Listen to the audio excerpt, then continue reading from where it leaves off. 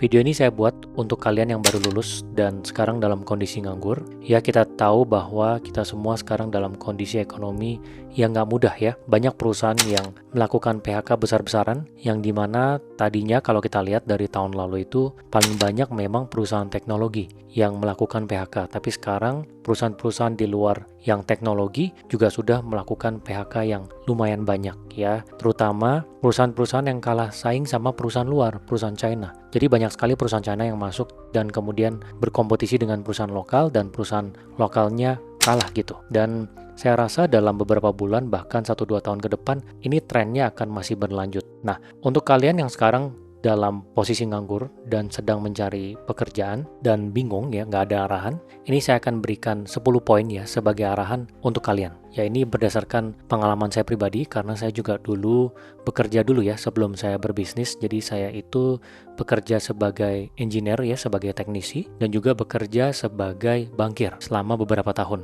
sebelum saya berbisnis. Jadi kurang lebih saya tahu gambarannya, tahu pengalaman bekerja itu seperti apa. Jadi yang pertama adalah, yang penting untuk kalian adalah memilih pekerjaan itu jangan menunggu yang ideal. Memang idealnya kalian pilih lowongan pekerjaan yang sesuai dengan yang kalian bisa. Betul, misalnya kalian bekerjanya di industri kuliner karena backgroundnya secara kuliah juga ngambilnya yang terkait dengan kuliner misalnya. Nah, tapi kalau misalnya memang sudah lamar kemana-mana dan nggak dapet, maka kalian harus bisa fleksibel. Ya, harus bisa fleksibel untuk mencoba pekerjaan yang lain. Karena di awal, ya kita nggak bisa terlalu nganggur lama. Karena kita butuh membentuk CV-nya kita. Ya, kalau misalnya kita nganggur kelamaan, ya nanti CV-nya ya kosong terus, bisa lama, setahun 2 tahun.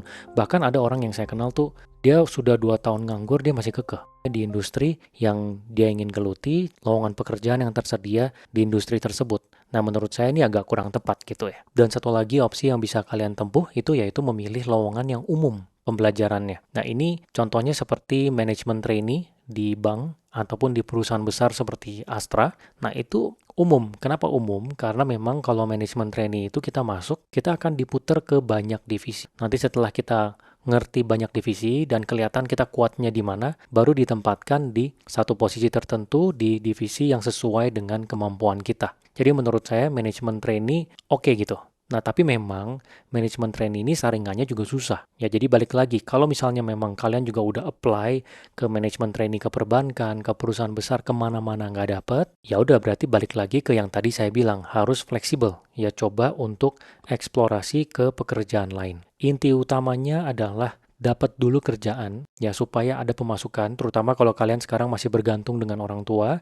Kita tahu sekarang kondisi lagi nggak gampang ya, ini kondisi yang cukup sulit, kita butuh pendapatan, cari dulu pekerjaan yang bisa kasih kita pendapatan, ya nanti sejalan dengan waktu baru kita pikirkan gitu ya, kalau kita mau nge-switch ke yang kita benar-benar mau. Dan ini lanjut ke poin kedua yang ingin saya sampaikan di sini, yaitu adalah fokus di ilmu, bukan digaji dulu. Jadi apapun pekerjaan yang kalian dapatkan, kalian fokus untuk serap ilmu sebanyak-banyaknya di 5 tahun pertama. Ini nggak banyak orang yang kasih advice seperti ini ya, tapi ini berdasarkan pengalaman saya pribadi. Jadi di 5 tahun pertama, fokus untuk serap ilmu sebanyak-banyaknya. Dikasih kerjaan apapun, kerjakan. Kalau misalnya semua kerjaan sudah selesai ya, sudah mentok, minta kerjaan tambahan. Karena apa? Karena yang kita butuhkan adalah ilmunya dulu. Jangan buru-buru langsung hitungan. Ya, banyak orang yang sangat hitungan sekali padahal baru lulus kuliah, masih polos, paling cuma ada pengalaman organisasi, baru kerja 1 tahun, pengen gajinya double. Oh, saya pengen gaji saya dari 4 juta langsung ke 9 juta, karena saya punya kapasitasnya. Ya, menurut saya kemungkinannya kecil gitu, perusahaan akan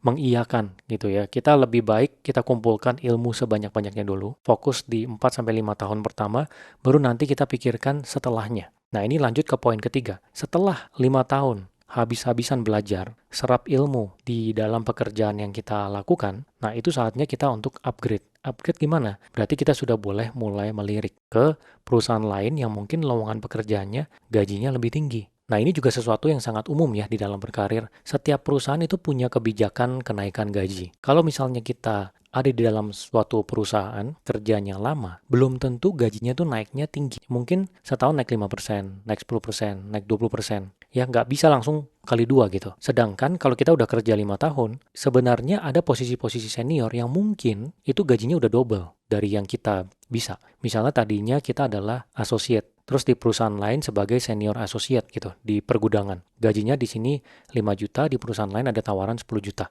Nah, itu sudah bisa kita mulai eksplorasi setelah 5 tahun.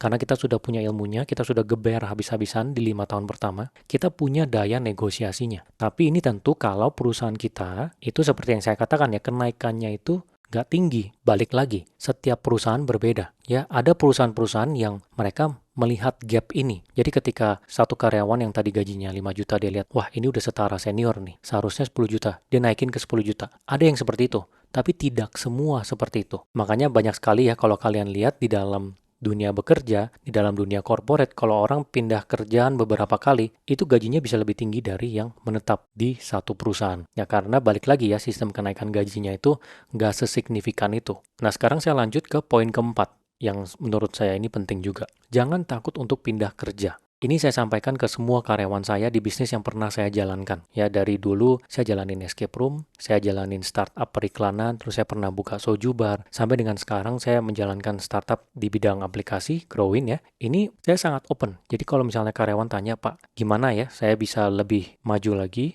Ya, saya akan open. Oh, kalau misalnya di kita, kemungkinan naiknya tuh segini. Kalau misalnya memang ada ketemu opportunity baru yang bisa kasih gaji lebih tinggi, ambil aja, nggak masalah. Gitu. Kalau dari saya memang open seperti itu, karena memang baik untuk karyawannya. Kecuali memang saya bisa. Kalau misalnya perusahaannya memang bertumbuhnya sangat signifikan, tentu saya adalah tipe yang saya lihat di market itu seperti apa. Kalau bisa kita tawarin jauh lebih bagus dari market. Ya, terutama kalau ini memang talent yang kita butuhkan. Gitu. Tapi balik lagi, kita sebagai profesional jangan takut untuk pindah kerja. Karena orang-orang yang baru pertama kali kerja, ya dia baru lulus kuliah pertama kali kerja, yang paling berat itu adalah pindah dari pekerjaan pertama. Ya sama seperti orang jatuh cinta pertama kali, ya terus putus cinta cari yang kedua itu berat sekali. Karena belum pernah. Tapi ketika sudah pernah, nah selanjutnya jadi biasa tuh gonta-ganti pacar. Sama seperti di dalam pekerjaan ya. Pindah pekerjaan pertama kali itu yang paling susah. Karena pikirannya banyak. Oh ini udah kayak keluarga, ini udah bisa. Takutnya di tempat baru nanti ada pembuktian lagi.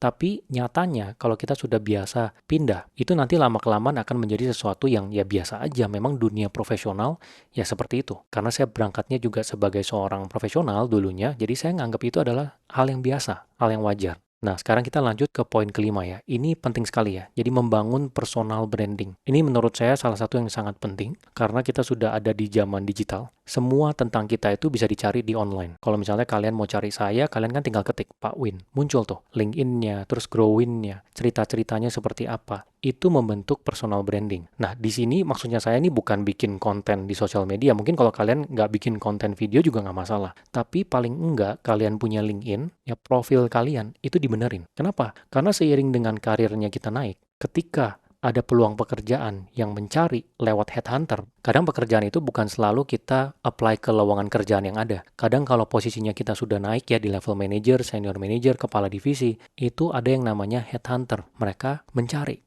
Biasanya lewatnya LinkedIn kalau sekarang. Ya mungkin ada yang lewat sosial media lain, saya nggak tahu, tapi kebanyakan lewat LinkedIn. Jadi mereka akan DM, mereka kasih tahu kalau ada lowongan pekerjaan ini, apakah tertarik? Kalau tertarik nanti akan diinterview. Nah makanya LinkedIn kita itu harus rapi. Kita tulis apa yang kita bisa, apa yang kita tertarik, fotonya juga bagus. Kalau misalnya bingung buat foto bagus pakai AI, gitu ya, buat fotonya bagus. Itu udah banyak ya aplikasi di luar sana yang bisa bikin foto jadi bagus, udah banyak. Dan ini dibuat sampai benar-benar bagus. Nah, lebih bagus lagi kalau kalian bisa sharing secara rutin di LinkedIn misalnya. Kalau misalnya kalian tertarik digital marketing, ngomongin tentang digital marketing. Ya, tentang pembelajaran yang bisa di-share ke orang lain. Karena itu akan membentuk kalian punya persona. Lebih bagusnya lagi kalau bisa buat konten ya, ngajarin di sosial media lain, IG, di TikTok, di YouTube Shorts, ataupun YouTube. Tapi kalau misalnya di LinkedIn aja nggak masalah, karena LinkedIn ini emang kumpulannya para profesional dan juga HRD. Jadi menurut saya penting. Kalau misalnya posisinya kalian sudah tinggi di perusahaan yang besar, ya misalnya kalian kerjanya di ByteDance gitu, atau di Google, ya mungkin kalian nggak buat konten juga nggak masalah.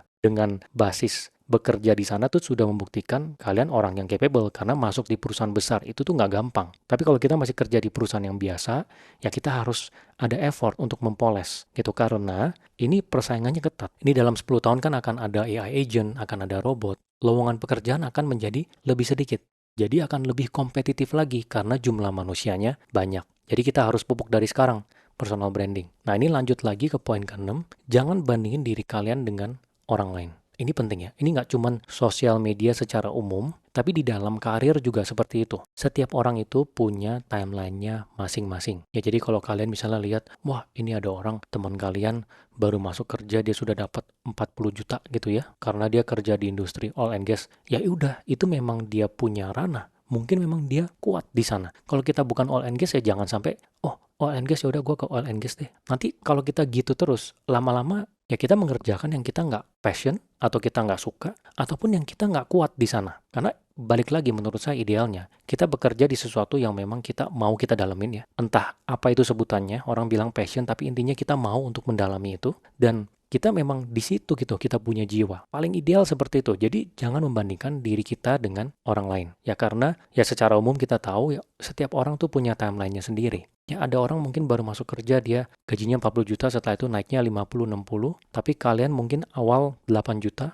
atau 7 juta, terus nanti ada satu titik naik ke 40, naik ke 100. Nggak ada yang tahu. Ya setiap orang tuh punya timeline-nya sendiri. Gitu. Jadi jangan membandingkan dengan orang lain. Ini sama seperti yang saya selalu bilang ya, oh ada orang umur 25 udah kaya, tapi umur 30 dia meninggal. Ada orang umur 30 masih susah, umur 50-nya jadi kaya sekali, kemudian hidup sampai umur 80. Setiap orang itu beda-beda timeline-nya. Jadi jangan membanding-bandingkan diri sendiri dengan orang lain, fokus pada perjalanan karir kalian sendiri, ya perjalanan hidup kalian sendiri. Dan ini lanjut lagi ke poin selanjutnya, menurut saya ini penting ya, karena memang kita sekarang juga dalam kondisi ekonomi yang kurang baik, yaitu adalah hemat.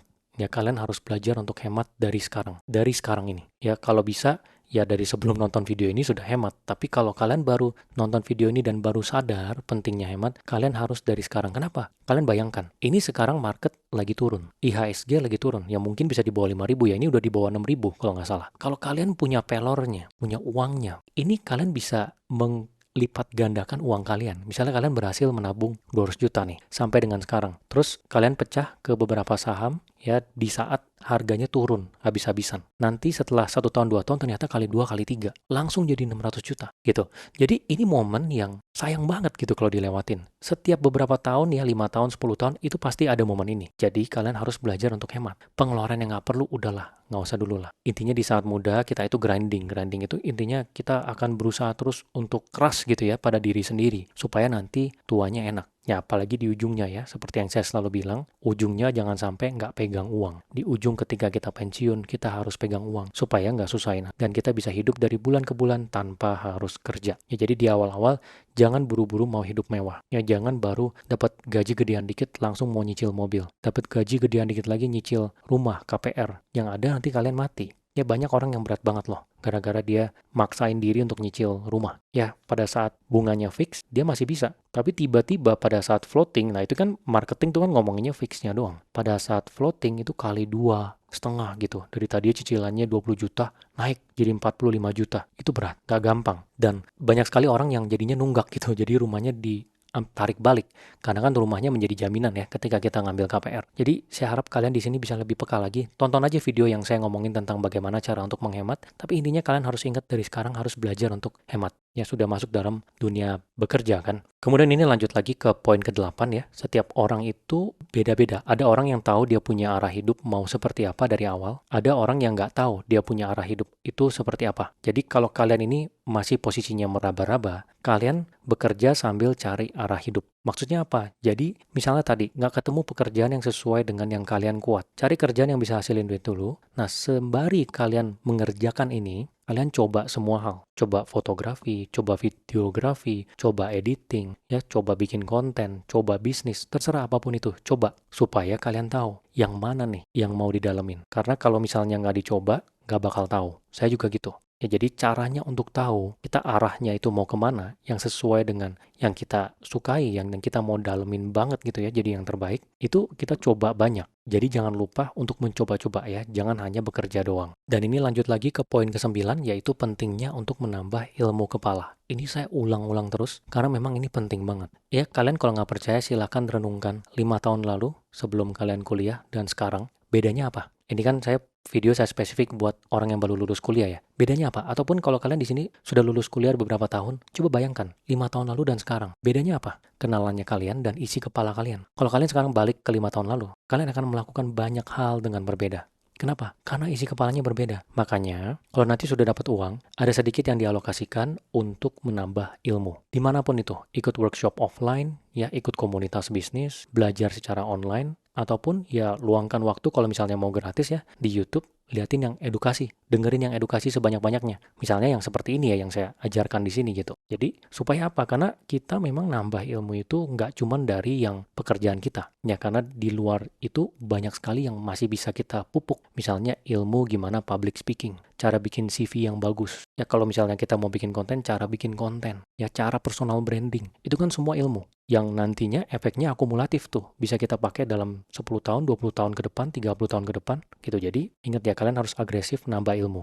Nah ini lanjut lagi ke poin terakhir yang menurut saya juga sangat penting, yaitu mencari mentor atau lingkungan yang positif. Jadi ini saya selalu tekankan ya, kita itu adalah orang-orang yang ada di sekitar kita. Jadi kalau kita dekat dengan orang-orang yang nggak ambisius, tentu kita nggak akan jadi ambisius. Kalau kita dekat dengan orang yang ambisius, kita akan jadi ambisius. Jadi kalian coba amati pertemanan kalian sekarang seperti apa, tambah interaksi dengan orang-orang yang menurut kalian tuh di atas kalian, atau mereka nih sama nih value-nya, mau maju dalam hidup. Ini penting banget ya, supaya apa? Supaya secara alam bawah sadar, kalian akan mengikuti pola pikir, vibrasi, motivasinya mereka. Bukan meninggalkan teman yang lama, tapi nambah interaksi dengan orang-orang yang sesuai dengan yang kalian inginkan, supaya bisa maju. Dan mentor juga penting ya. Mentor itu maksudnya orang yang sudah mencapai yang kita inginkan. Jadi kalau kalian sekarang kerja di marketing, mau jadi direktur marketing, akan sangat ideal kalau kalian bisa menemukan mentor itu ya yang di atas kalian, misalnya kepala divisi marketing, supaya bisa ilmunya diserap dengan cepat. Ini salah satu hacknya ya. Jadi kalau kita pengen